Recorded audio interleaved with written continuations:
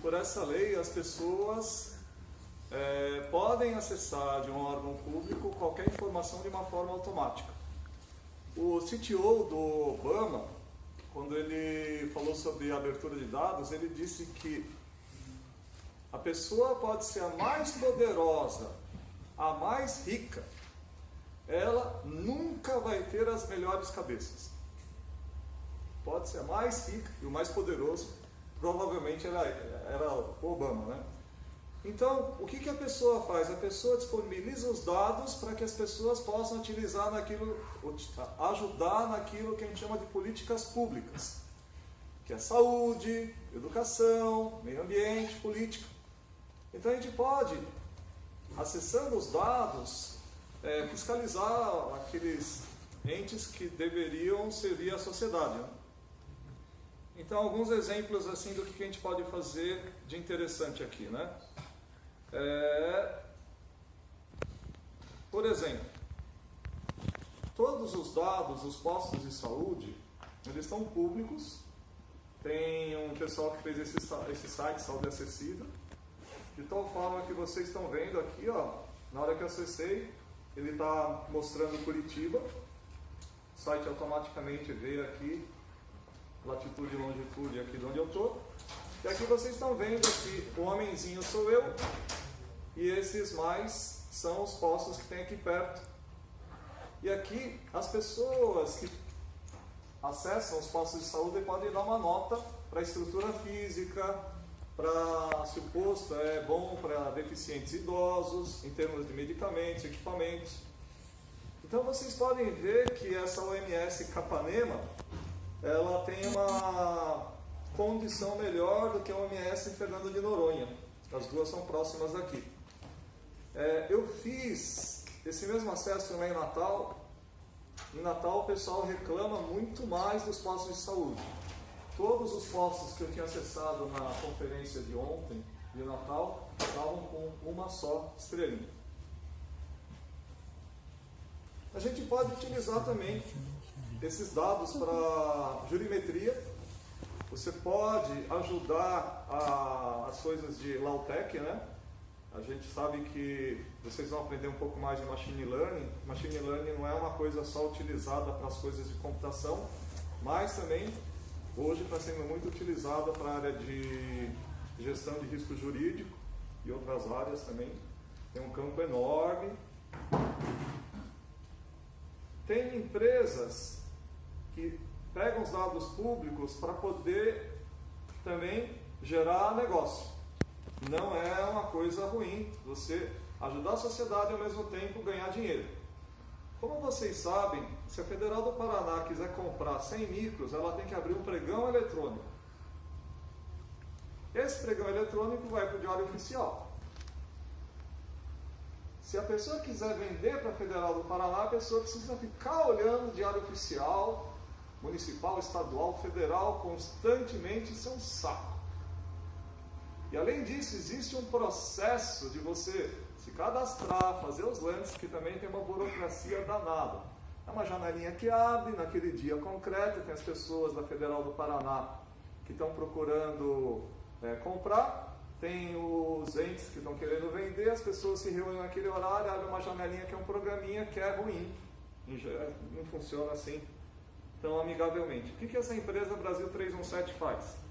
Ela raspar é uma expressão assim popular para extrair de uma forma automática um dado público, ou não.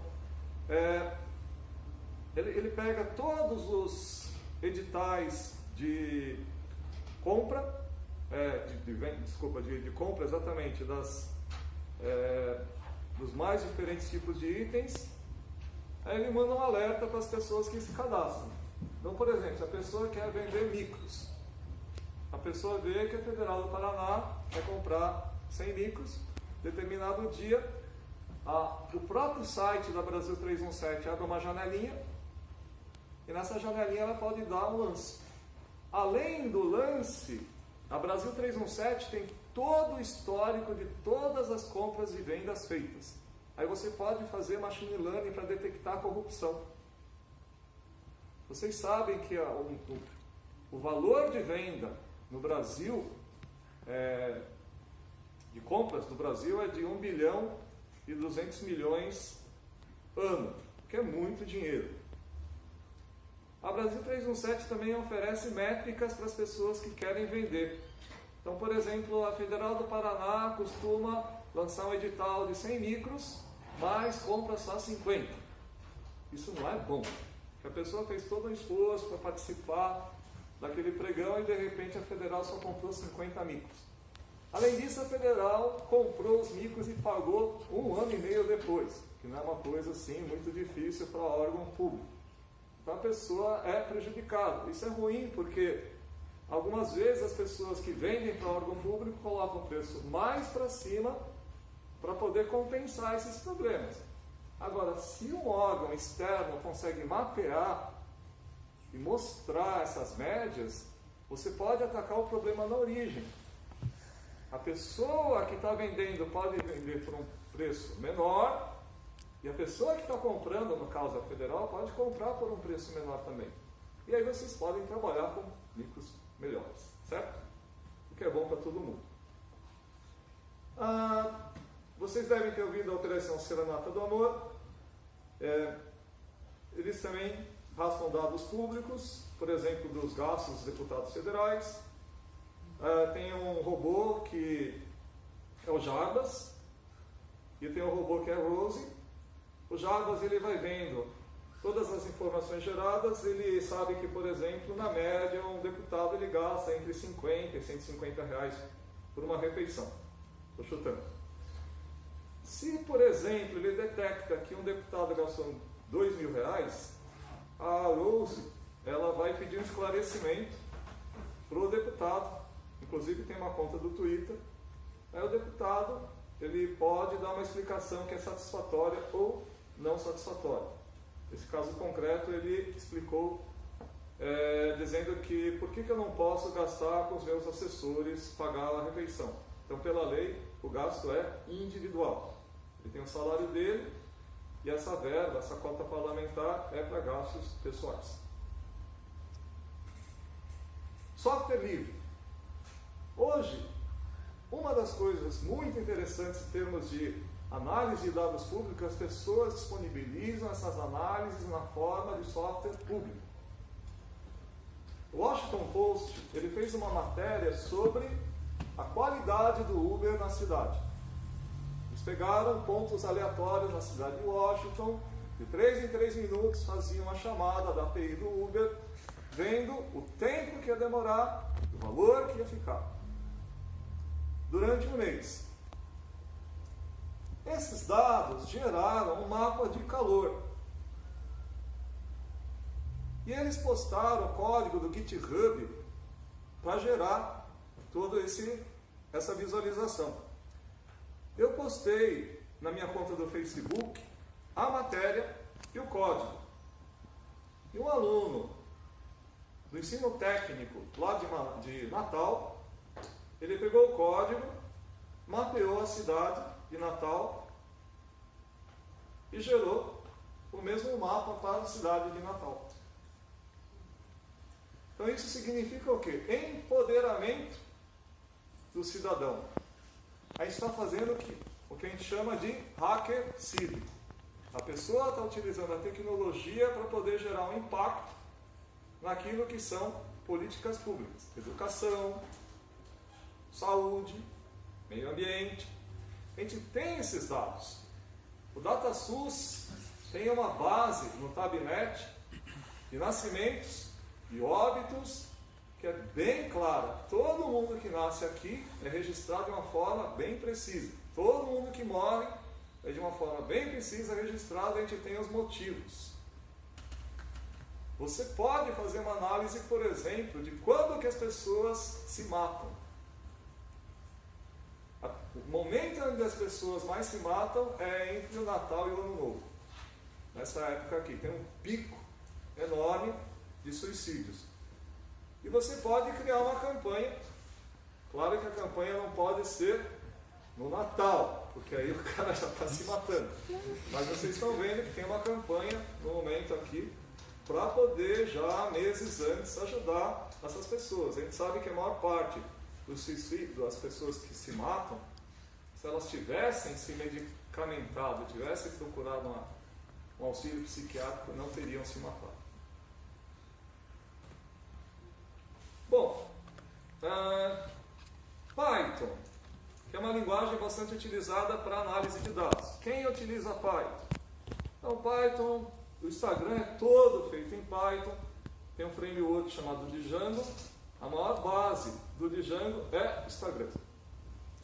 Tem outras empresas que começaram com Python, o Uber foi feito em Python, mas hoje em dia o Uber cresceu 400 vezes, hoje tem tudo lá. Outras empresas que utilizam muito Python, a Disney utiliza bastante Python, ela faz muito de computação gráfica, vocês estavam falando de computação gráfica, em C++, mas a menina que entende, que é formada em cinema, ela não vai fazer os códigos em C++. O C++ é um pouco difícil. Aí o que a pessoa faz? A pessoa cria um envelope, cria a biblioteca, o core em C++, e você faz o Python como linguagem de grude. Python é uma excelente linguagem de grude.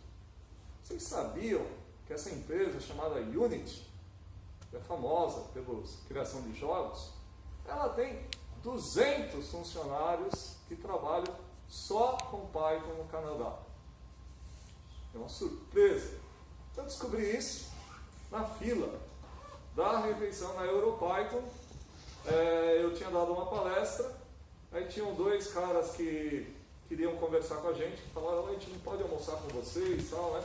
A gente queria treinar o português, porque eram dois franceses que estavam morando no Canadá. Né? Um deles tinha uma namorada que era brasileira, então o cara queria treinar o português.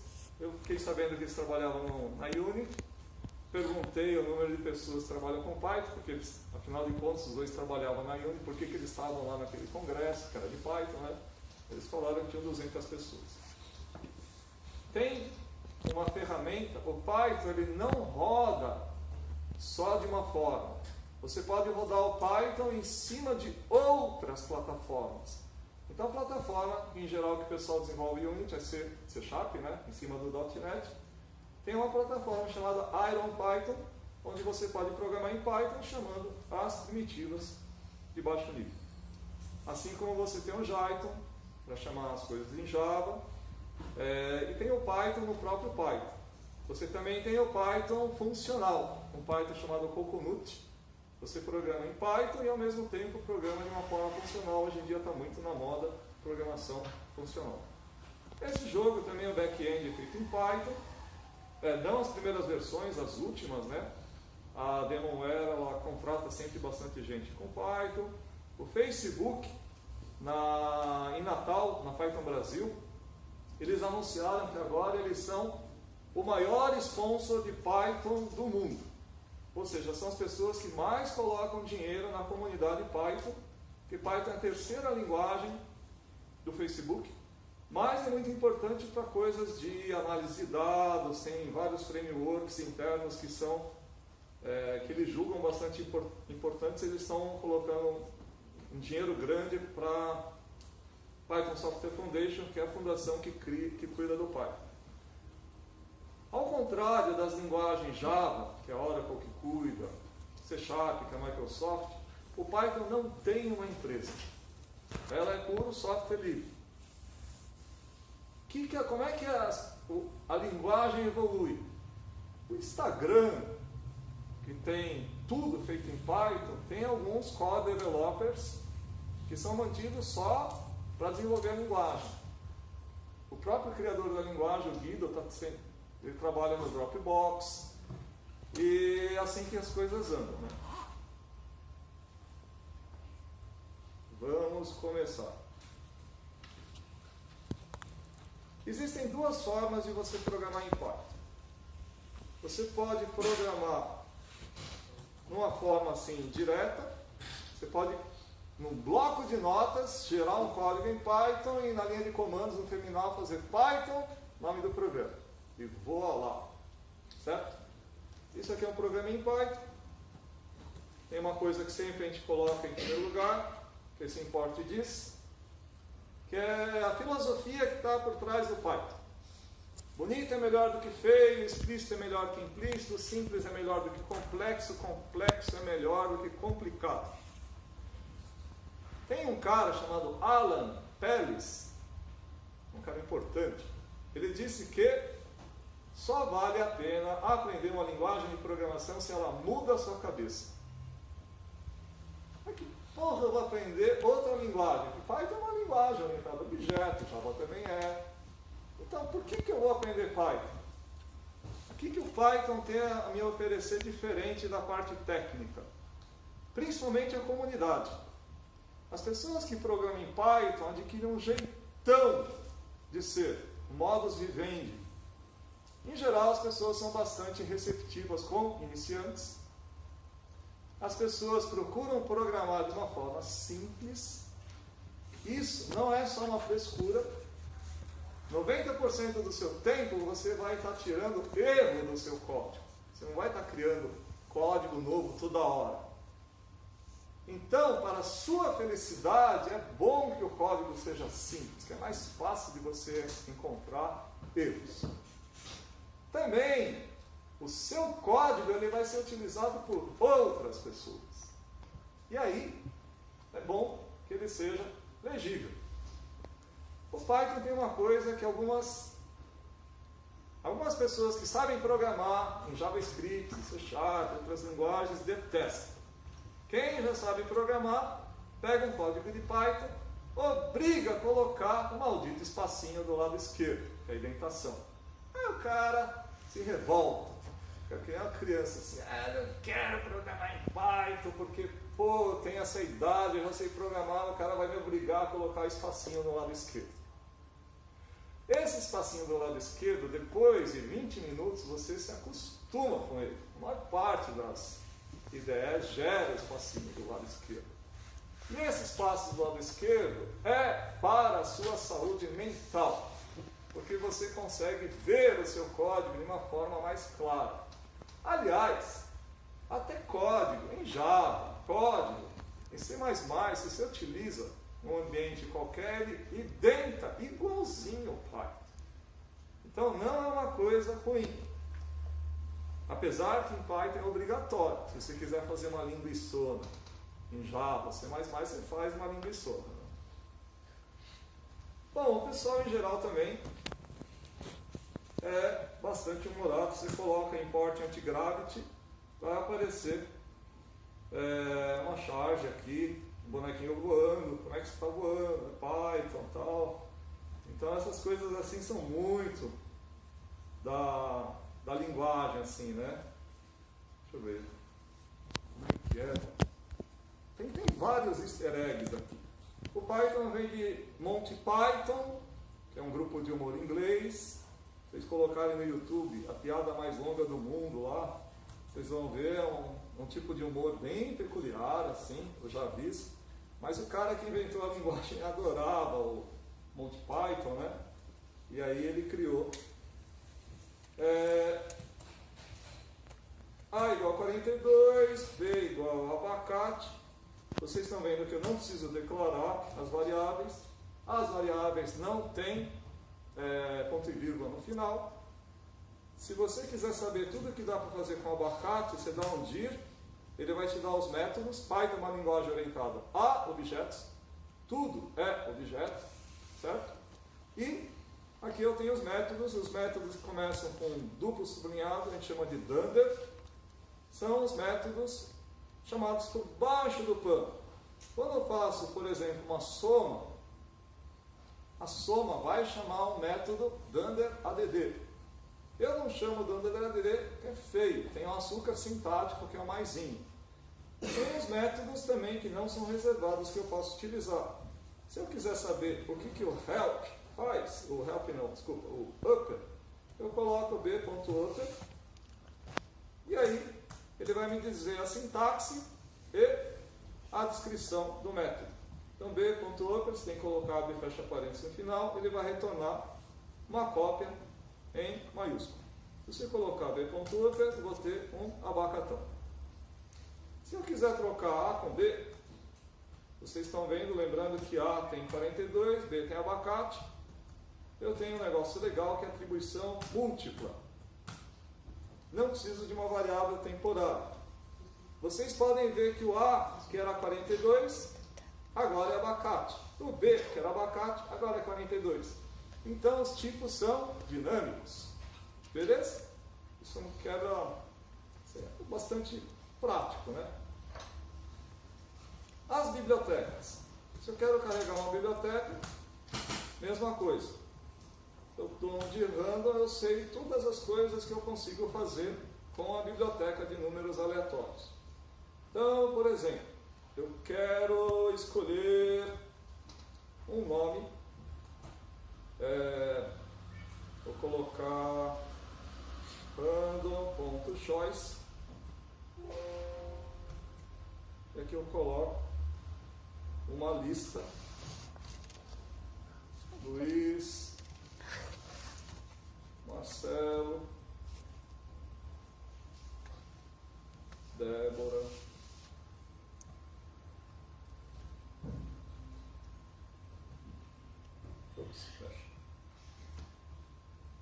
eles escolhem alguém aleatório.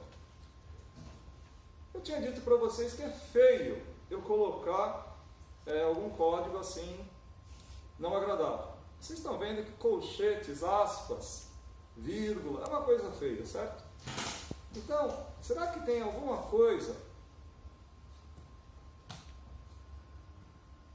nos textos?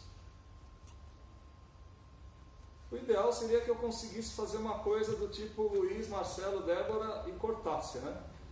Então a gente pode fazer o seguinte: se você der um dir, Luiz, Marcelo, Débora, é o help mesmo, aí tem um negócio chamado split. Luiz, Marcelo, Débora, ponto split, vai te gerar um vetor onde cada coisa é separada pelo espaço. Beleza? Aí fica muito mais bonito. Então vamos lá para as nossas análises de dados. O framework mais utilizado é o Pandas. Existe uma outra forma de você fazer código, é o Jupyter Notebook. Eu vou sair daqui. Deixa eu rodar um programinha aqui, só para vocês verem como é que roda os programinhas aqui.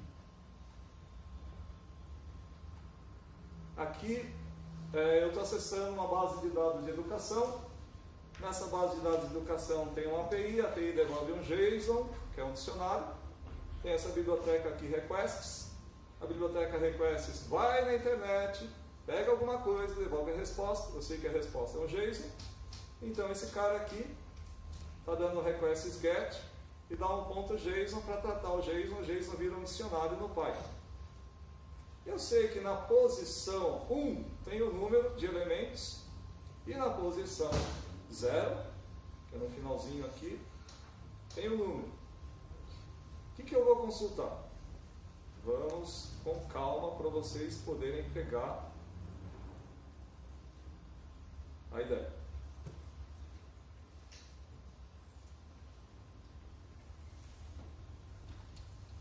Primeira fase assim de qualquer coisa assim de análise é pegar os dados. Às vezes os dados estão no formato CSV e aí é só você baixar o CSV e você analisa. Outras vezes você precisa fazer raspagem de dados.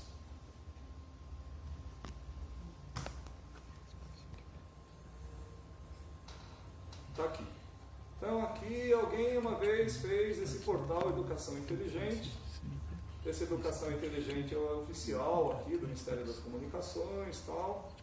Não está atualizado, essa base é do censo retrasado. Tem uma API. A API é um balcão de padaria. O que é um balcão de padaria? Você chega lá na padaria, em vez de você pegar as coisas, você pede para a pessoa lá, eu quero 10 pãezinhos, um pouco de mortadela, e a pessoa faz o pacotinho para você. Como é que a gente faz o pedido e como é que a gente recebe a mortadela e os pãezinhos? A API te dá uma descrição dos parâmetros que você fornece, um pouco de paciência, a gente vai ver. Eu vou fazer uma consulta das escolas no Brasil que estão em funcionamento, tem criança estudando lá, que não tem água, não tem luz e não tem esgoto no censo retrasado. Uma coisa muito dura, né? Criança tendo aula e não tem água, não tem luz e não tem esgoto. Uma coisa muito dura, porém real. Então aqui, tem aqui as estatísticas avançadas, aqui a busca avançada. Aí você tem os parâmetros. Eu posso perguntar se tem água filtrada, se não sei o que e tal, né? Mas a minha pergunta vai ser só se tem água, luz e esgoto. Aqui não tem água, não tem luz, não tem esgoto. Vocês estão vendo que o parâmetro é negativo, né? Aqui, ó, água inexistente. Água inexistente on significa que não tem água e assim por diante. Então a minha pergunta aqui, qual que será? Cadê o meu código? Tá aqui. Então no meu código eu vou perguntar, na busca avançada, na API, a situação de funcionamento igual a 1, a escola está funcionando, a energia inexistente igual a 1, a água inexistente igual a 1, esgoto inexistente igual a 1. Eu sei que a primeira posição da minha lista no GEIS é um número, e a segunda posição é uma lista com vários parâmetros. Eu vou imprimir dos parâmetros nome, o código da escola, cidade, estado e região. Essa consulta vai para a API, demora um pouquinho, vai ficar mastigando. Mas assim, nem sempre tem uma API. O portal de transparência tem uma API, mas, por exemplo, TSE, esses locais aqui, você não tem uma API aqui, né? Então, vamos ver aqui o começo dos nossos dados. É claro que você precisa baixar isso aqui com o CSV, você pode pegar latitude e longitude, aqui é só a extração. Tem 968 escolas no censo retrasado que estão funcionando sem água, luz e esgoto. Eu mostrei esse negócio ano passado lá em Brasília, que é uma cidade grande, teoricamente rica, e uma jornalista, ela disse que ela trabalha com 2 escolas de Brasília que são assim. Então, muitas vezes a gente está, a gente está com os nossos problemas, mas a realidade do Brasil tem, talvez, problemas muito mais sérios. Então, pegar o dado, olhar o dado, nos ajuda também a ter uma ideia da realidade do nosso país. Na Folha de São Paulo, nós começamos a baixar todos os dados do Bolsa Família. Cada uma das pessoas, com todos os detalhes. A gente descobriu que tem várias pessoas que ficam meses sem receber o Bolsa Família. Quando você fica 6 meses sem retirar o seu benefício, o Bolsa Família é cancelado. Mas essas pessoas, depois de 6 meses, iam lá se recadastrar para continuar a receber no próximo semestre o Bolsa Família. E a gente na Folha lá, a gente não sabia por que acontecia isso. E o jornalista, ele não pega só o dado, ele procura dar um nome, uma cara, que é a averiguação do dado. Que nem eu fiz, né? Eu perguntei para a jornalista lá de Brasília, ela falou que realmente essas escolas existem, né? Não só no Norte e Nordeste. A jornalista lá que cuidava dessa matéria ligou para algumas pessoas e a resposta foi muito emocionante. Tem pessoas que ganham 80, 100 reais e da cidade que elas estão para o local onde tem uma agência, a condução, o tempo, é muito mais caro do que o valor que a pessoa vai tirar. Então, se a pessoa for lá, assim, o tempo que ela vai gastar, o dinheiro que...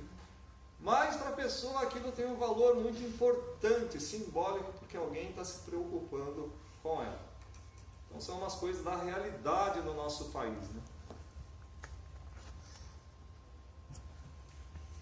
Então essa é uma forma de programar. Você pode utilizar o PyCharm, o Vim, várias formas de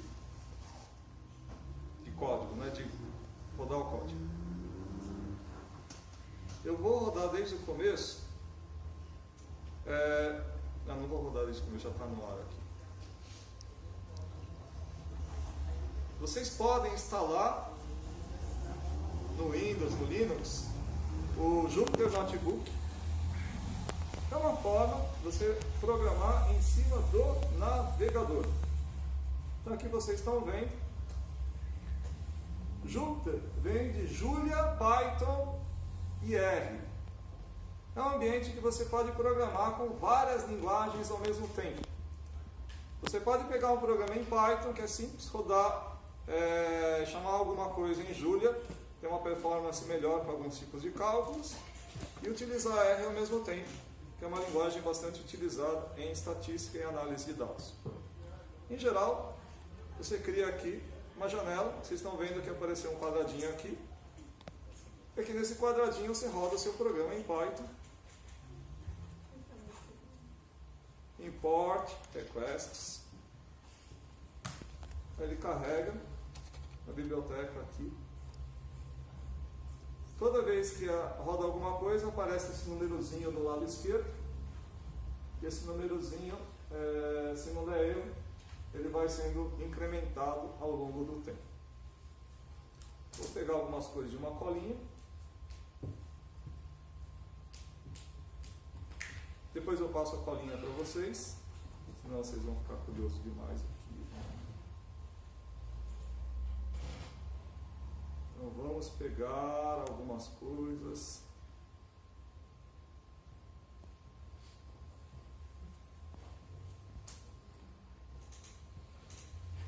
Quem não souber programar, aqui tem tudo bonitinho aqui, tá? Tem todo passo a passo aqui de como fazer as coisas. Então vamos ver aqui, por exemplo, uma consulta. A Folha de São Paulo ia fazer uma matéria para ver a produtividade dos membros do Ministério Público. Tem esse dado lá. Então eu consulto aqui, consultar procedimentos por unidade ou membro, consultar os procedimentos, e aqui eu tenho o que cada pessoa, cada promotor de justiça lá, de Adamantina, de Ibitinga, Taubaté, está fazendo. Dia a dia eles são obrigados a colocar tudo que eles estão fazendo nesse site. Eu quero fazer uma extração desses dados para fazer uma análise. Para isso eu preciso, primeira coisa, uma lista de todos os promotores com o código deles.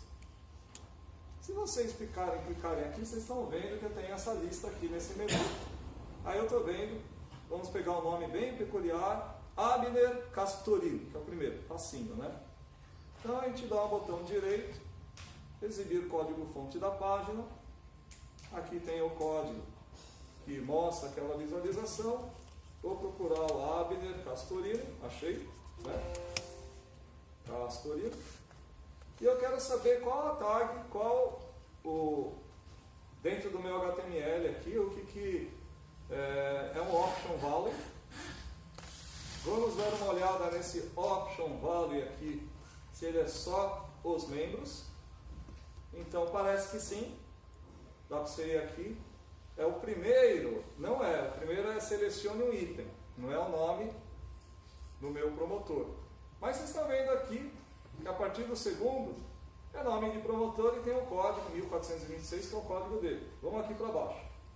Então a gente vai até o Zenon lá, sei de cor, que é o último, né? Então aqui, o último é o Zenon Locupo Tertius. Mas também tem umas opções aqui ainda, umas 4 últimas opções são de menu, certo? Então o que a gente vai fazer? A gente vai pegar, fazer uma extração de dados. Eu vou pegar aquela URL,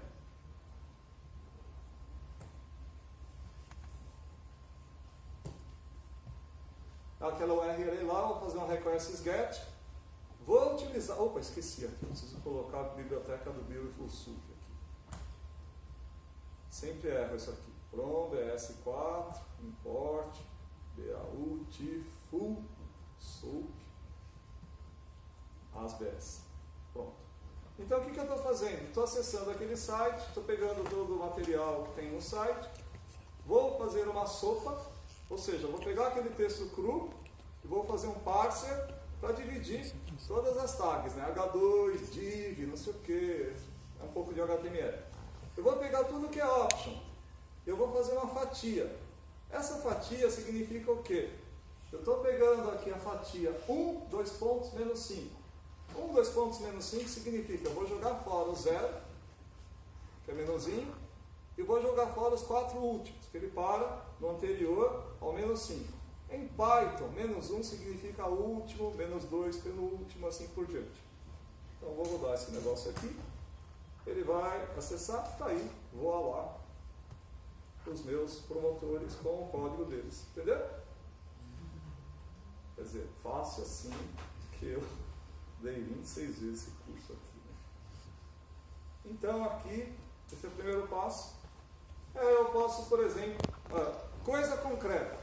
O que tem de concreto, mais próximo?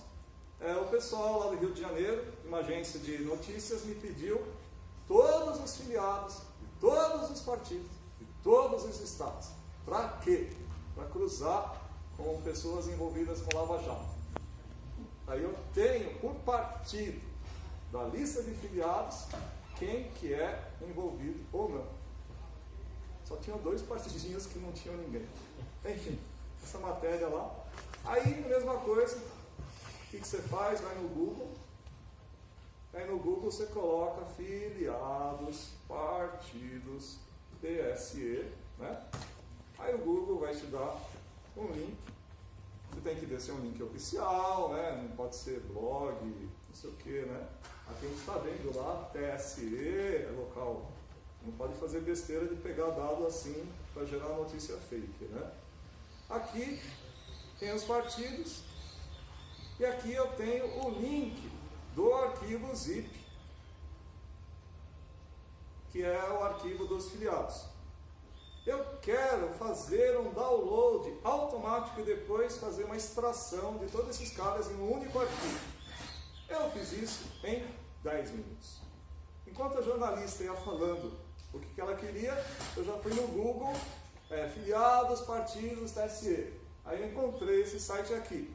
Como é que eu vou pegar essa informação aqui? Botão direito, vocês precisam saber um pouco de HTML, né? Aquilo lá você tem a página principal e tem o frame. Então aqui, se você exibir o código-fonte do frame, o frame não é aquela página inicial, o frame é só o menuzinho aqui, né? Então se você colocar o link do frame, vocês estão vendo só aquele miolinho, que é o que a gente está interessado, certo? Então aqui, se vocês procurarem aqui, Avante, por exemplo, que é um nome que não deve ter nenhuma palavra reservada HTML como Avante, vocês vão ver que também option value, e tem aqui a informação. Além da informação dos partidos, eu tenho no final também as UFs, que são os estados. Tendo a informação do partido da UF,